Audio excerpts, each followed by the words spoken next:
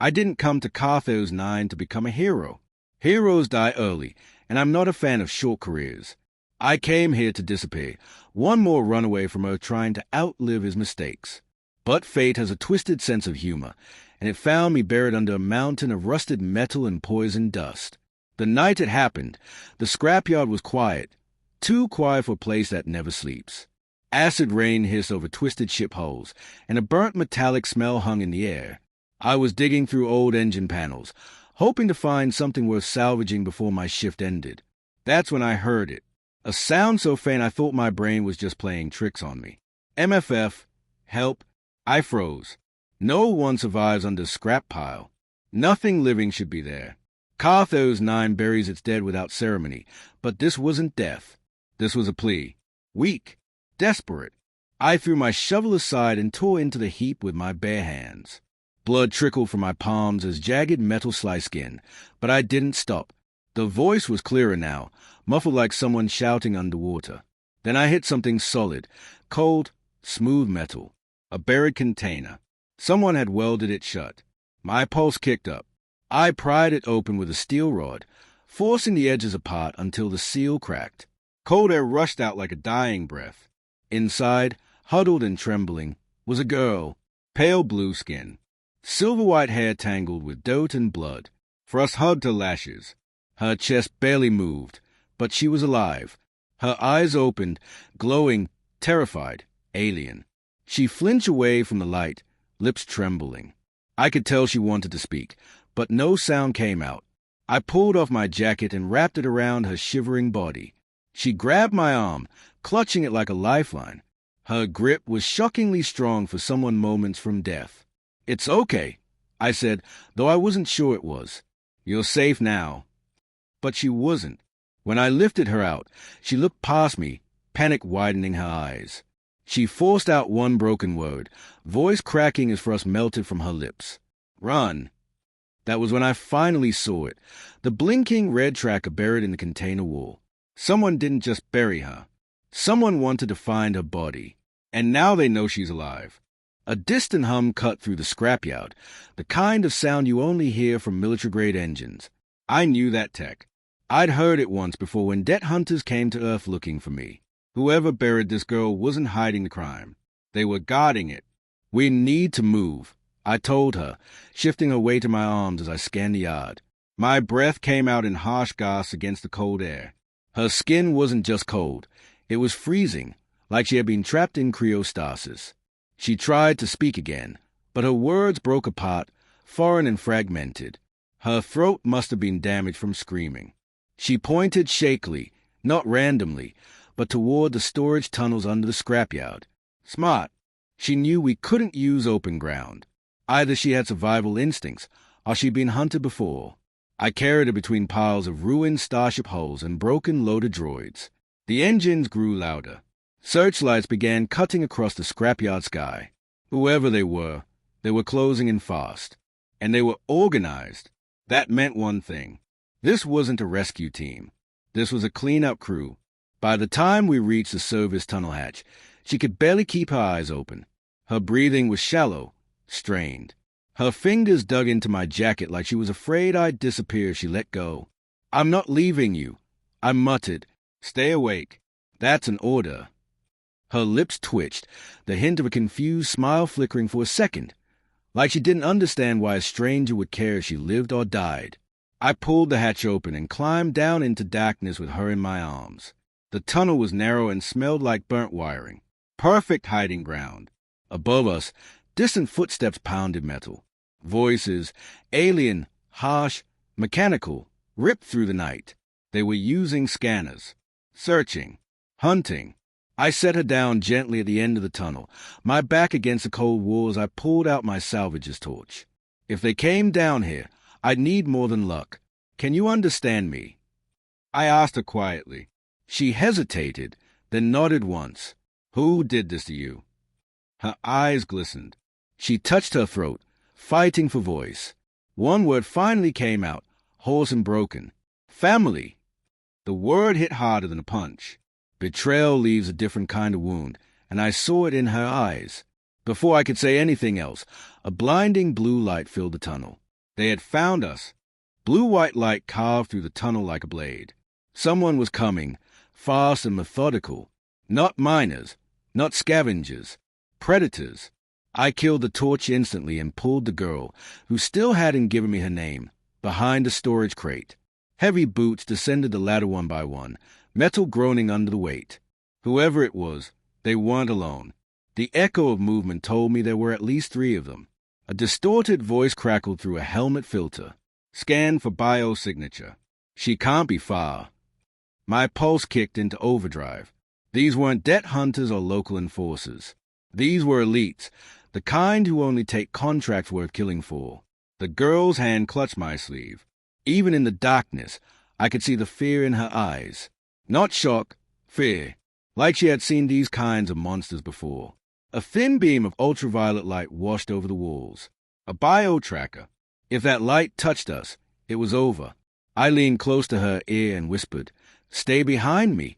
No noise. No matter what." She nodded, brave, but terrified. The kind of brave that comes from surviving too much. The mercenary moved slowly, scanning every inch of the tunnel. I waited until his back was turned, then launched myself forward, grabbing him by the mask and slamming his head into the wall.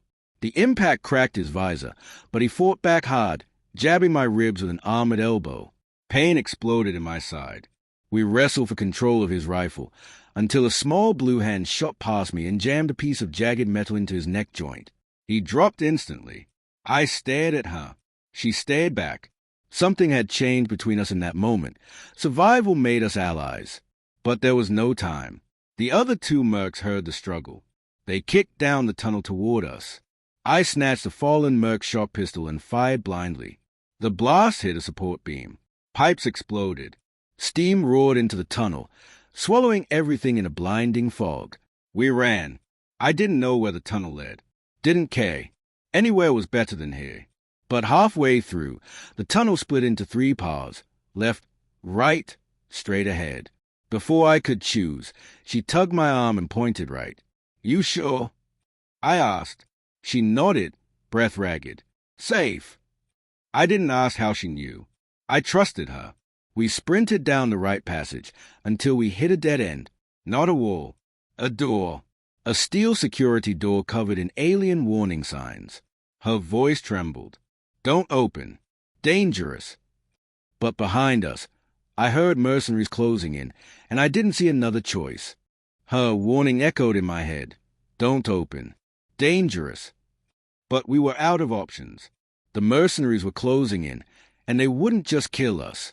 They'd erase us and leave nothing behind. I turned to her. "Whatever's behind this door, is it worse than them?" Her eyes flicked toward the sound of approaching footsteps. She hesitated, then shook her head. "Different, but not worse." That was good enough for me. I scanned the control panel. Alien tech, definitely not built by humans. The interface was organic, alive almost. It reacted to touch. Useless to me, but not to her. "Can you open it?" I asked. She pressed a shaking hand to the panel. Lines of light bloomed under her skin, running like electricity through her veins. The panel glowed in response, recognizing her. Biometric lock. Whoever she was, she belonged here. The door split down the middle with a hiss. Cold blue light spilled out, bathing us both in an eerie glow. Behind us, shouts, weapons charging. No more time. We slipped inside, and the door sealed shut. The room wasn't a room at all. It was a vault, massive, ancient, humming with power. Strange crystal reactors floated in suspension like frozen stars. Holographic constellations spun slowly in the air, forming star maps of galaxies I didn't recognize. She looked around, grief settling across her face like a shadow. "This is home?" I asked carefully. She shook her head, voice soft and distant. "No, tomb." She moved to the center console, fingers gliding over alien symbols. With each touch, more of the projection came alive. Ship designs, energy cores, encrypted war codes. Whatever this place was, it was built to hide things. Dangerous things. Weapons. Secrets. Truths. Suddenly, a hologram flared to life. A man appeared, Same blue skin as hers, silver hair, but older. His regal posture and eyes made it obvious. Her father. He spoke in her language. She stood frozen, listening. When the message ended, she crumbled to her knees. I knelt beside her. What did he say? She swallowed hard. He knew my brothers would try to kill me. He hid me, set me here to survive. Her voice trembled. He said only one heir must remain before the ascension. The words hit me like a blast. Ascension? Your family wants a throne. She nodded slowly, tears in her eyes. Only one can rule, so they chose to kill me. Before I could respond, alarms erupted. The vault detected intruders. The mercenaries had found a way in. This place might have been her last refuge. Now it was our trap. Warning lights pulsed across the vault, washing everything in crimson flashes. The ancient structure trembled, resonating with power as if it were waking from a long sleep. Somewhere deep in the complex, metal ground against metal, heavy mechanisms shifting. Whatever we had just awakened, it wasn't friendly. The mercenaries forced their way through the main entrance. Boots stormed in. Their armor was scorched, their visors cracked, but they were relentless. Paid killers always are. The one in front, a towering brute with obsidian plating, lifted his weapon and scanned the vault until his gaze locked on us. Target acquired. I stepped in front of her without thinking. I didn't have a plan. I didn't have a chance. But I had a pulse, something she wouldn't have if I stopped fighting. Hand the girl over. The brute growled through his filter. You will get a cleaner death. Not happening, I said. He tilted his head, amused. You'd die for her? A stranger? Why? I didn't have time for philosophy debate, but I answered anyway. Because someone has to choose to do the right thing. He was done talking. So was I. He fired. I pulled her behind one of the crystal reactors. Energy blasts tore through the vault, shaking the ground. I returned fire, but our stolen pistol wasn't strong enough. It just pissed them off. We can't outshoot them, I said. Do you know another exit? No exit, she said, voice tight with fear and fury. Vault is fortress. Perfect. We had buried ourselves alive. Her eyes flicked toward a sealed chamber in the far wall, the only part of the vault still locked. What's in there? I asked. She hesitated. Weapon. Can you open it? She nodded, but not with pride. With dread, covering her as she worked, I fired back at the mercs. We were vastly outgunned. One reactor exploded under a blast, shaking the entire room and lighting the air with violent blue arcs. Instantly, a containment shield snapped around it.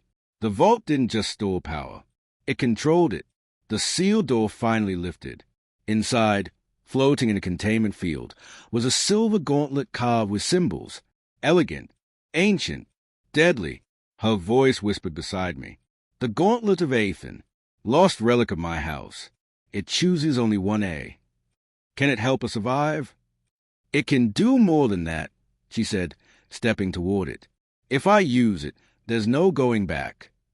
Meaning? She looked at me, eyes full of fear, destiny, and something else. Trust. I won't be hunted anymore, she said. I will become the hunt. She reached for the gauntlet.